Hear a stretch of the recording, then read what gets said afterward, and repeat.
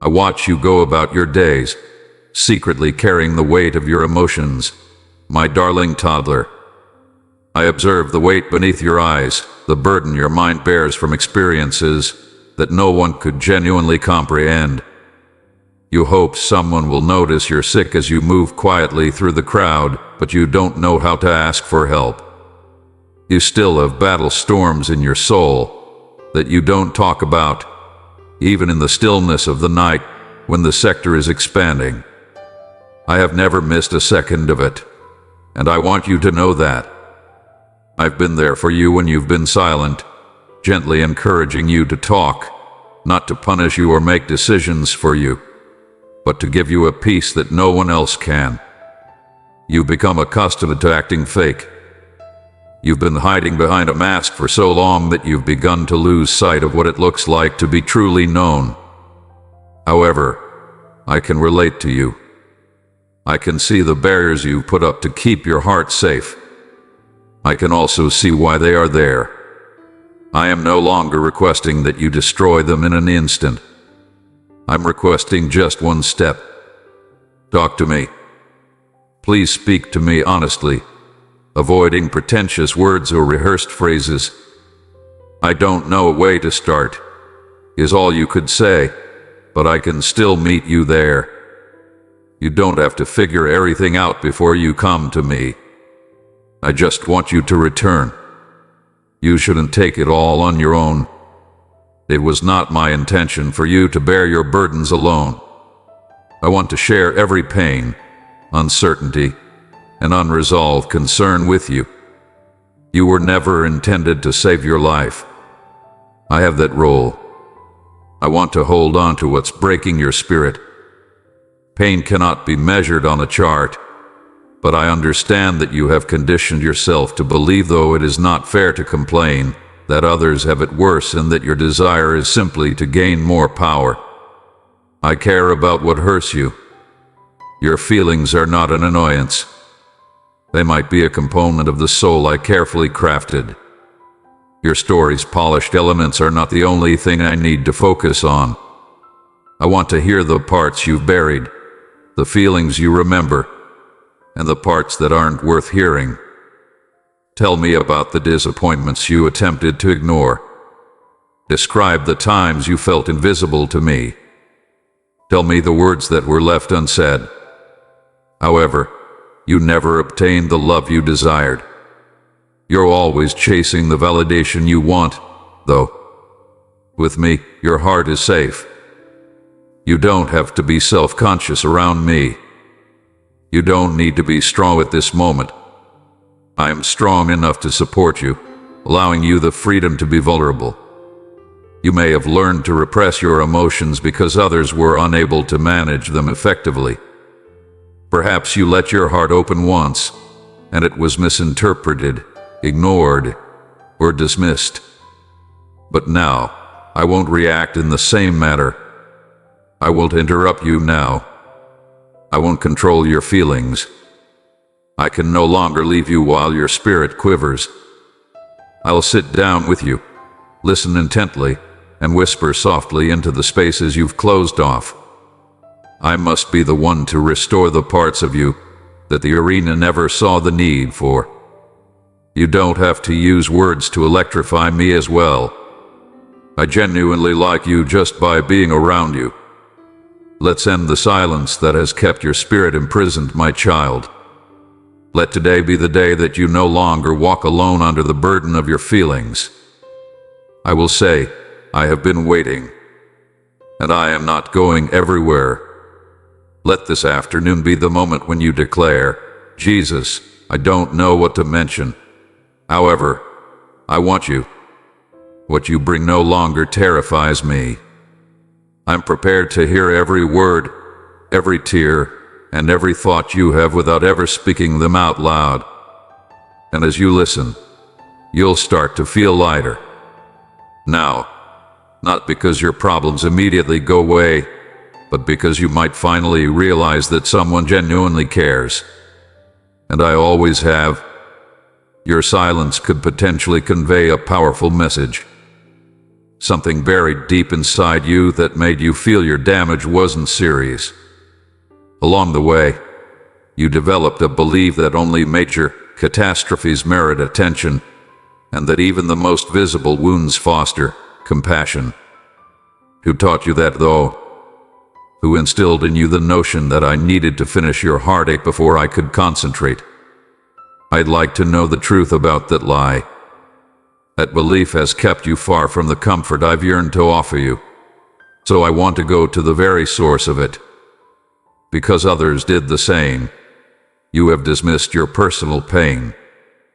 You've been surrounded by voices that minimized your grief, comparing it to someone else's, as if suffering should be vying for attention.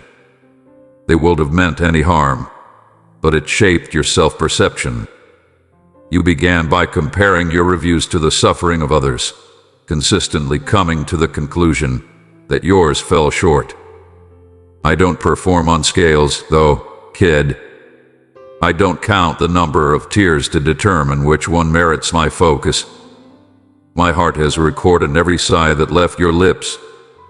All of you, not just the parts others find extreme or dramatic, move me. You have attempted to compress your pain, to enclose it in a corner of your heart. It wasn't serious, you told yourself. Just to keep the peace, you've made fun of it in front of others.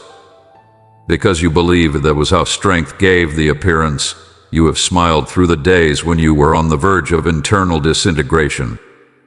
However, I never requested that you fill in for me. Silence is not power. Honesty is electricity. Even though you bring raw emotions to me, you never show vulnerability. You have courage. It requires more courage to confront pain than to pretend it doesn't exist. I didn't expect you to remain stoic. I purposely gave you emotion. I should always be the first person you turn to when you're feeling down, worn out, or confused. There's no need to explain your pain to me. Why you experience things the way you do doesn't need to be explained or justified. If it affects your heart, it affects mine as well. I want you to know that I am listening to you now, not because your pain is severe, but because your soul is valuable, and anything that disturbs your tranquility is worthy of my undivided attention. My heart is not always broken by your pain. You were the one who wanted to face it alone. I can see the times you nearly said something but decided to swallow the words instead. I can see that you have plenty of journal pages. The messages you typed but never sent are ones I recognize. The nights you stayed up trying to convince yourself it wasn't a big deal caught my attention. However, it was because you were suffering alone, and I certainly didn't want that for you. Tell me then, baby. Tell me what's preventing your lower back from moving. Please share what you feel has been too little to express. Whisper the thoughts you ignored. Weep for the times you felt you had no right to be sad. Bring me your unsolved questions, your silent disappointments, and your forgotten memories. I can't make them smaller. I can't compare them anymore. I'll reach out to them all with compassion, perseverance, and the most straightforward information possible. You don't want a reason to show me how heartbroken you are. All you want to do is carry it. For me, this isn't always about proving something. It's almost getting close to being fearless. I didn't come for people who look great. People who feel invisible, unheard, and unworthy of attention are the reason I came here. I came for those who were told to hide their feelings and toughen up. I came for you, the whole you, not just the Florverian. Behind every mask, behind every smile, lies the real person, alive and breathing. That's the kind of you I want. That version of you is the one I died for. By no means are you excessive.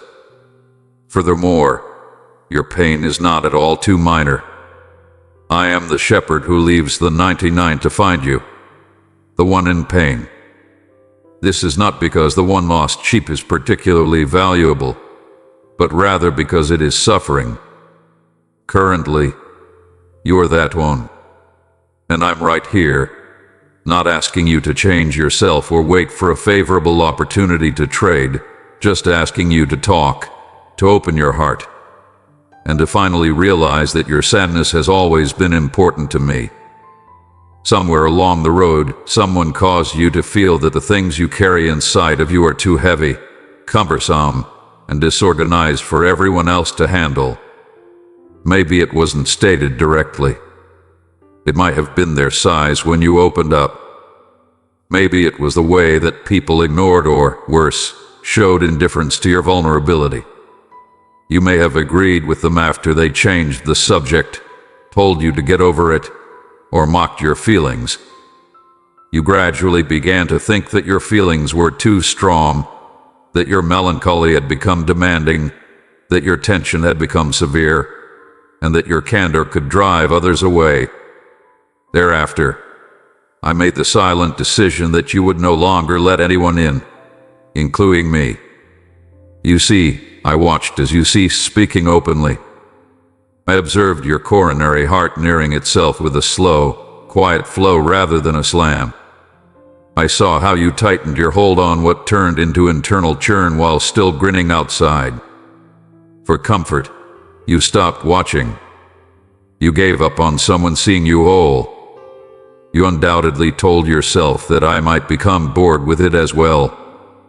You believed that I might perceive your feelings as a burden rather than a window into your soul.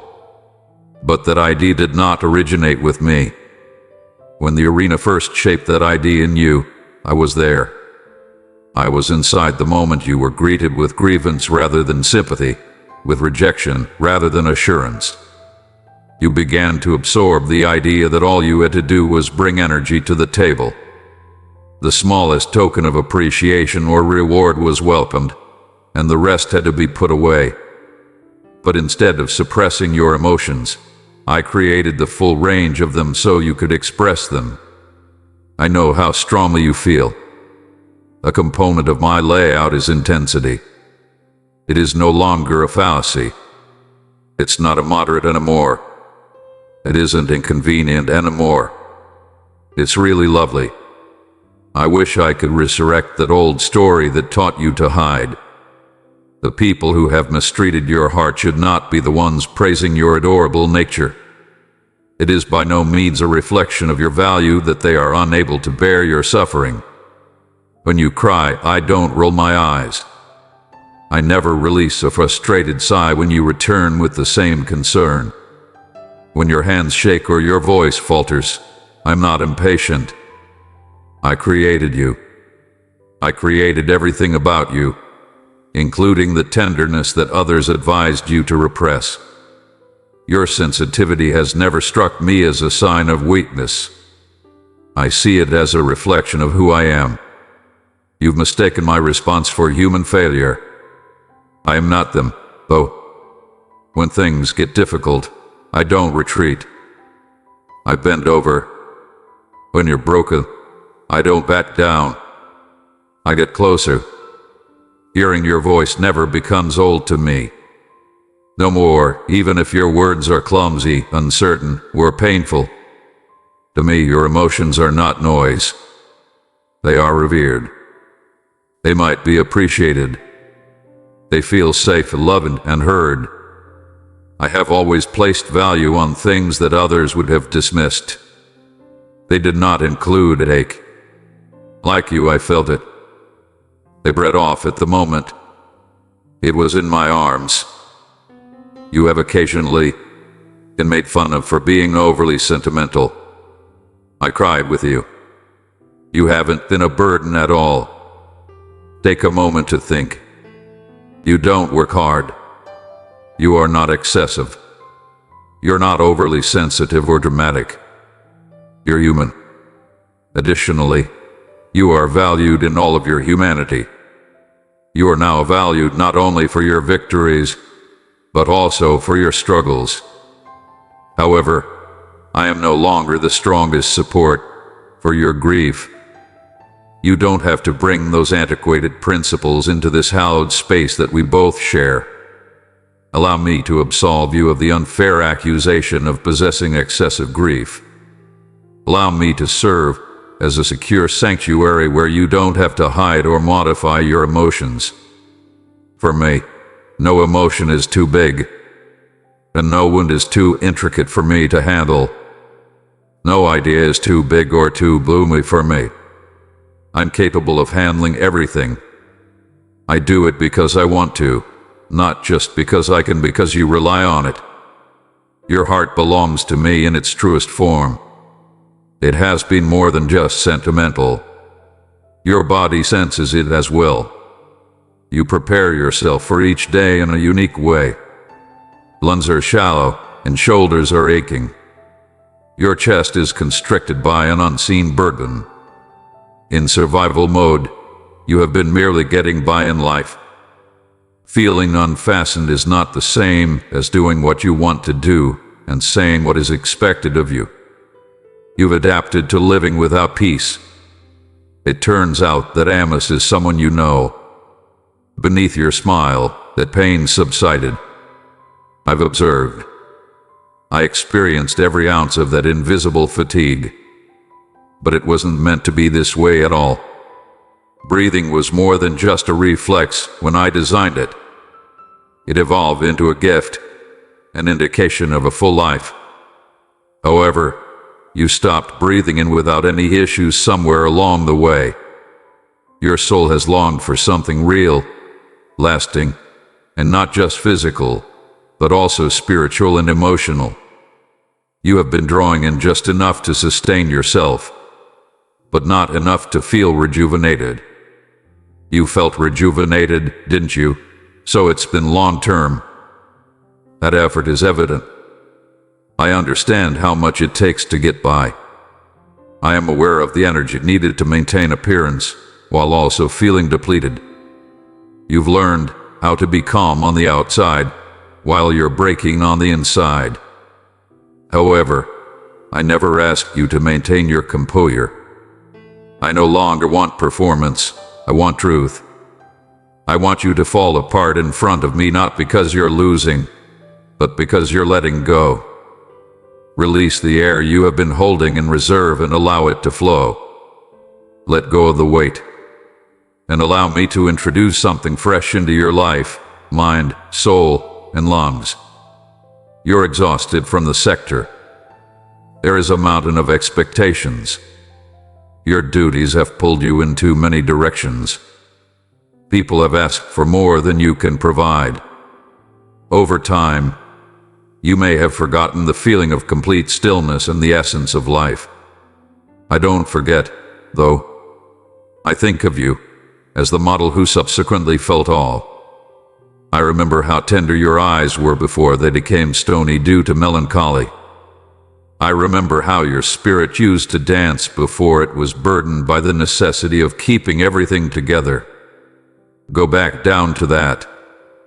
Return to breathe. It's the kind that resurrects, not the kind that merely maintains. I offer more than just being here. I provide restoration. You're not interested in earning it. It's not something you want to perform for. You don't have to explain why you've strayed so far away from pleasure. All you want is for me to breathe into the parts of you that have become quite forgotten and dry. I wait until you're ready, and don't try to be polite. And even a hint of willingness is sufficient while you're there. I only need the smallest amount of openness to start reviving what feels out of place. This has nothing to do with getting back to your former self, before everything went wrong. That's about becoming an even more complete person. Someone who understands the power found in vulnerability and the beauty of surrender. I'm not here to repair you like a broken object anymore. To renew you. I'm right here. You are looking for a masterpiece, but it has undoubtedly been lost to time and dust. There's more than just oxygen in every breath I provide. That includes clarity, tranquility, hope, and peace. I want to replace the tenseness that clings to your chest with a calmness that grounds you. I must release the tension in your body while being kind to your soul. I want you to awaken and not fear the hours that lie ahead. Rest guilt-free. I need you to rest. I want your spirit to remember what freedom looks like. There is no single best prayer to say, and there is no specific system for this process. Just let yourself be where you are. Use your breath as a source. Let your invitation be your silence. In it I can meet you. I can begin fixing things from the inside out. In the quiet moments when peace begins to return and your lungs start to fill again, as well as during the loud miracles, I can meet you. Your body will no longer be filled with tension or fear, but with a renewed sense of desire. And you'll know when that happens. It won't be because everything around you shifts, but rather because something within you undergoes a transformation. It will feel different, not simple, but lighter. But Burweissel, not Griffith. You will no longer want to hold your breath. You'll be able to breathe freely and deeply once more. I have the power to rejuvenate you not only physically, but also spiritually. Your facial expression might convey more information than your words ever could. Happiness is worn like a perfectly tailored costume, with a few seams that are somewhat tight. You've mastered the art of expressing joy even when your heart isn't at rest. Practice providing comfort while simultaneously wishing for it. And I've seen you choose to appear kind as you go about your daily business. Even as your mind whirls in silent turmoil just beneath the surface, you choose to appear kind. I see it in a way no one else does. They value your fortitude, resiliency, and optimism, but they typically fail to notice the fatigue in your eyes or the shudder in the back of your laughter. I am aware of the amount of energy required to maintain pretending. I can see how you frequently need to be honest but are afraid of how people will react if the inner typhoon is revealed. You convince yourself that you can handle it later and tuck it all away. But later doesn't come at all. I don't believe it's a strategy to navigate your soul's challenges on your own. You weren't made to hide your struggle or stifle the inner winds of wrath. I am not afraid of the lightning of worry, the thunder of doubt, or the emotional gales. I'm not waiting for your storm to pass before I get close. Even now, I'm getting into a fight with you. I am not trying to prevent the typhoon from occurring. Rather, I aim to be the voice that keeps you steady when everything else feels unstable, and to provide calm amidst the chaos. Let me enter the turmoil you have been concealing. Let me walk with you through the questions that reverberate in solitude. You shouldn't shield me from the darkness you bring. I have traversed deeper shadows than any you are familiar with. I'm not here to criticize how you handled the situation. You are in a safe haven where I have come to bring light, even though it may feel like everything is remaining unchanged. You may have been told to be strong so frequently that you began to think that expressing need was a sign of weakness. But what if real electricity is found not when you're acting fine, but when you acknowledge that you're not and you still choose to hold, moving gradually into my hands? I don't want the typhoon to be fixed by you. I want you to concur with me that I can give it purpose. Maybe no feeling is too crazy for me to identify. Nothing is too irrational, and there's no fear involved. I realize that the idea is quite confusing. I already understand what you are experiencing, but I have a lengthy process that can help you cope with it as well. Now it's because I want to connect, not because I want data. Your candor with me allows for healing in ways that quiet perseverance cannot. It's time to stop saying sorry for the fight. Avoid persuading yourself that you must already know the answer. Feeling defeated does not make you a failure. Your cost is not indicated by the waves you are facing, and you would still be eligible for my love despite the internal hurricane. It's noisy, so I might stay. If it gets messy, I'll back off. I took off. It's how I do things. You might not be able to identify the direction of this typhoon. You couldn't tell why it arrived or how long it would last. But I can assure you of this. You won't get hurt. This is especially true when I am by your side. You'll get back on track. You might take a deeper breath. You'll recall the sensation of tranquility.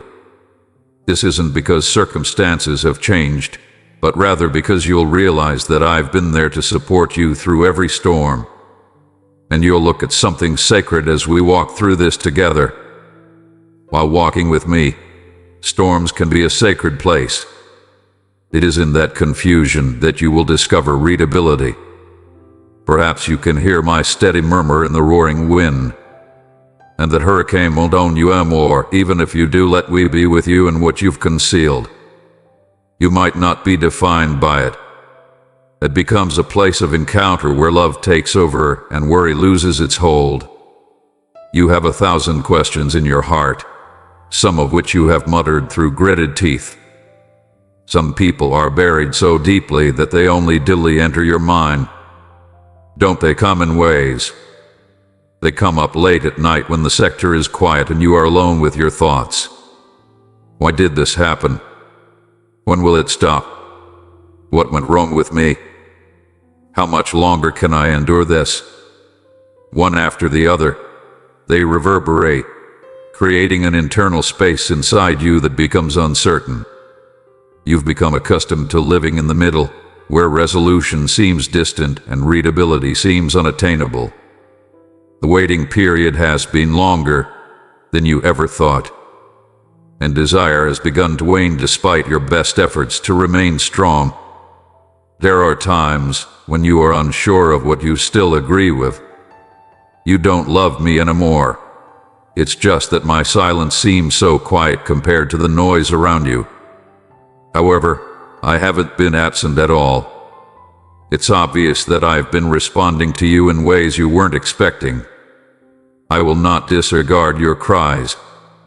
I'm not avoiding your confusion anymore. Often, what you perceive as silence is actually me making room for something more profound. Sometimes the answers you seek can be found in encounters rather than explanations. A sentence that sums up everything is not necessary. You want a presence in the thriller that lets you know you're not alone. I need you to find me in the silence, but you must look for me within the situation. Not because your suffering is inconsequential. This is not because your suffering is insignificant, but because I am the remedy for pain itself. I know that you want unique steering. I understand that you yearn for a path that is clear to see, loud, and distinct. But what if a map isn't always the real solution? I'm walking next to you. In the darker areas where maps are ineffective, I will guide you step by step. I am not a distant answer to an unrelated issue. Now I am here, closer than breath, more steady than the sun rising. And when you're around me, the questions that are weighing you down begin to fade. It's because they're not your best consciousness, not because they might be irrelevant. Signs are what you requested. You requested evidence. Nevertheless, you have remained even in the silence. There is more information about your heart than you realize. Even if you didn't feel anything, you've persevered. That type of belief system is impressive but not always open to vulnerability. Your ability to think has not failed you. You've changed. You've grown up. You've ventured farther than the floor permits, into the uneasy space where true perception begins. And I'm really proud of how far you've come. You don't have to keep your doubts from me, even if you don't think it's development. It's not necessary to pretend to be certain when you're not. Your uncertainty no longer terrifies me. I can see your desire for reality in your questions. I see your need for connection because of your wrestling. And I would much rather have you wrestle with me in place of walking far away from me. Send me every question, even the ones you're scared to inquire about. I can understand even those who appear agitated or anxious. I can no longer push you away. There we can meet. The answers won't always show up the way you anticipated, but I can assure you that they are always encased in the same reality. I agree with you. For you I stand. I'm not going anywhere. No circumstance can chain me that truth. My presence cannot be cancelled by any postponement. Oh, the light I bring to your confusion can be dimmed by darkness. I shall console you while you wait for clarity. I'll give you peace while you're looking for a decision. I will steady your steps one moment, one breath, and one silent miracle at a time, even though the path ahead seems uncertain.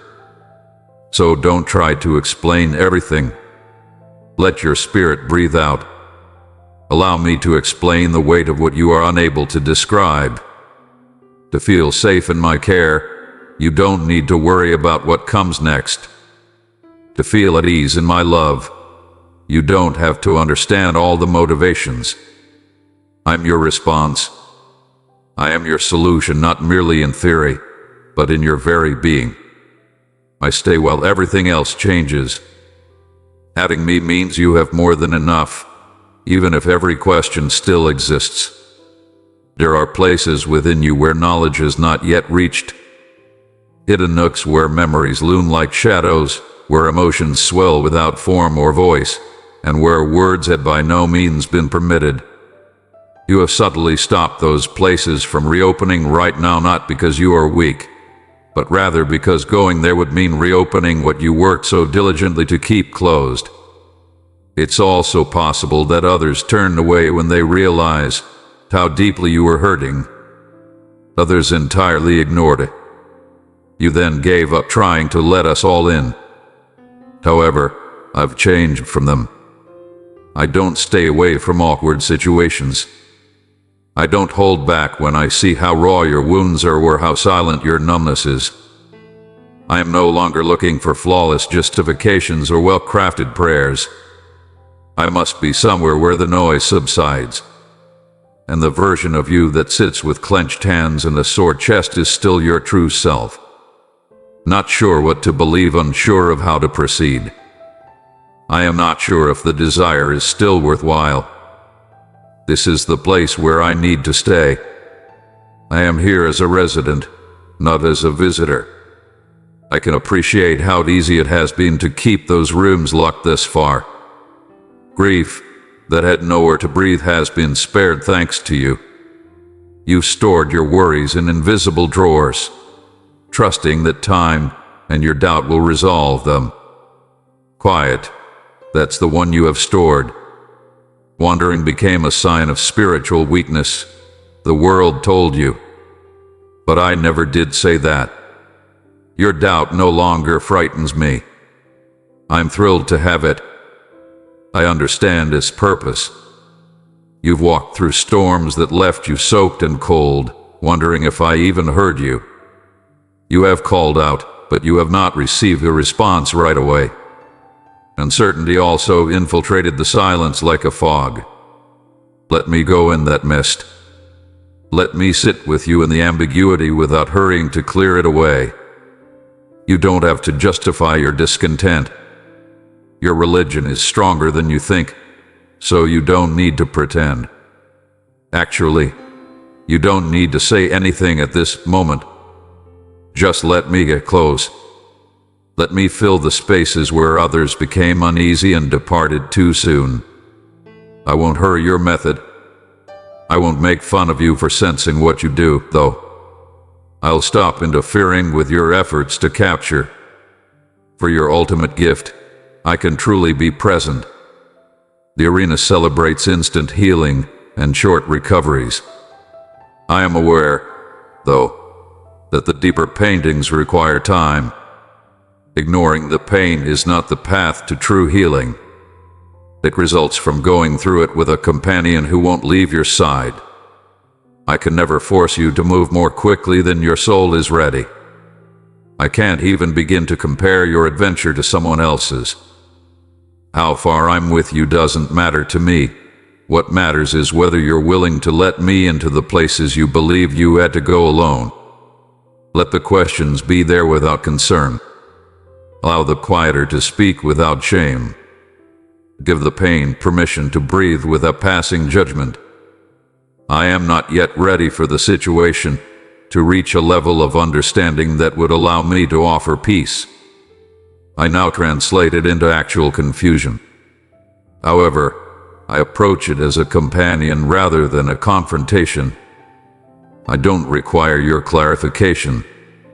I would prefer it if you were honest. And because of that candor, I can meet you in ways that consistently provide comfort rather than creating new experiences. In the presence of someone who says, a lot of recovery begins to develop. I'm not going anywhere anymore. I will sit down with you in areas that others are unable to access. I will accompany you on your journey through the seemingly endless moments. While phrases are too difficult to form, I will pay attention. I will weep with you while you weep for no apparent reason. Since that is what I have typically done, I will remain until the other thing fades. I have always been that way. You're not too much. You don't ask too loud questions. Sometimes your system isn't too slow. I'm not intimidated by anything about you, and every aspect of you belongs with me here, in the places where no one else dared to remain. However, I will correct you so that you never have to be there alone again. Isolation is not the only source of loneliness. It results from being encircled but invisible. You sat in rooms where people were laughing and talking, but you felt invisible on the inside. You tried to seem engaged, smiling, nodding, and reacting, but you weren't talented. It settles somewhere in the back of your mind, silently wishing someone would see past appearances and ask the questions no one dared to ask.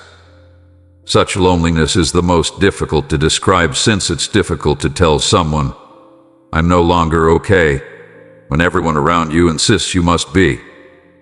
How do you acknowledge that you feel alienated in familiar settings, or that you're constantly reducing yourself to fit into a preferred version of yourself? You remain seated, contemplating a position you did not choose, and wonder if anyone perceives the growing divide behind your smile. I know you've confused physical proximity with emotional intimacy. Even with everyone around you, you failed to establish a connection. It's best to leave feeling more empty than when you arrived, because you've sacrificed a lot of yourself to feel like you belong. I can see how that silence erodes your confidence. Every passing second intensifies your desire for full recognition. But here's the reality. Maybe you forgot. I haven't even come close to surpassing you. When you had to be visible, I wasn't distracted in the least. By no means did you sit in silence without my attention right away. Whenever you believed that no one was noticing your pain, I was present, attentively listening. I was there, bearing the weight of what you couldn't say when you faltered and stayed quiet. My presence is more than just an idea. It's much more consistent. You haven't had to burn it at all. You would rather not stand out in order to keep me near you. I stayed when everyone else turned away or was unsure of how to respond to your intensity. I'm still alive, too. I wish to introduce you to a new kind of friendship. This is a friendship that no longer hinges on your overall performance. This new kind of friendship is designed to support you through difficult times, not to fade away. What if your loneliness was due to your soul's need for a connection that this world can't give? What if you had been made to have profound experiences, to yearn for something that will last? And over time, that pain has actually come to represent your divine design rather than your weakness. Don't assume that just because you can't see me, you can't see others. Do not allow other silence to convince you that your coronary heart is simply too complex to comprehend. You shouldn't simplify yourself just to be around me. I don't want you to pretend that you're fine. I never grow weary of your hardships, your sensitivity, or your unhappiness. Flip inward not to yourself, but to me while you sit in a room and feel the silent pain of not being recognized right now. I'm present. I've been there all the time. You can give up looking for someone to occupy that space that was intended for me alone. It's not that people are unimportant, but rather that even the best relationships have boundaries. Currently, I don't have time to catch you. I don't need motivations or explanations. I give every moment my full attention, taking into account your identity and emotions. I am aware of the words you wish to say and those you are unable to express. In a world that often forgets how to gradually slow down and pay attention, I still remain close. In thrones, in chaos, in silence, I stay present. I stay. We don't forget you. You are not inconspicuous. It's not too difficult to love you. I know exactly how to maintain the entirety of your identity. You will find something sacred when you let me into your most private places.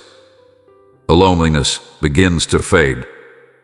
I now meet it with truth and presence, not because you deny it. One afternoon, something inside of you changed. A light that you routinely and silently carry, but that, in reality, flickered beneath the weight of your experiences. It did suddenly leave.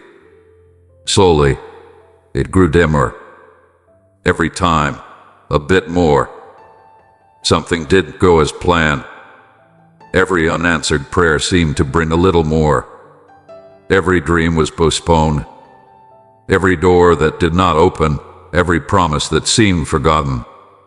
The spark that once propelled you forward began to fade, but you continued to show up. And I saw it honestly, even though you tried to stop allowing it to be displayed. You felt the emotion, but you didn't express it verbally. A foolish twinge of sorrow. A persistent query. What happens if nothing changes? It infiltrated your thoughts, your angle, and your prayers.